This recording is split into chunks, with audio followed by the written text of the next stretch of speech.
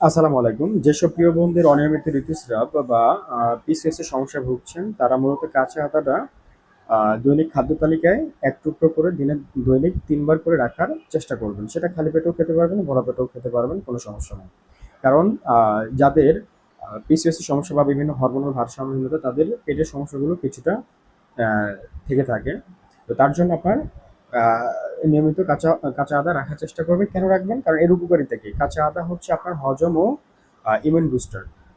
এছাড়াও কাঁচা আদা আপনার অতিরিক্ত গ্যাস কমিয়ে ফেলে, বদহজম খুব ভালো কাজ করে, বমি, বমি ভাব, বমি কমায়, ঠান্ডা কাশি, গলা ব্যথার জন্য খুব চমৎকার কার্যকরী। টোটাল বডিতে ব্লাড সার্কুলেশন ভালো রাখে।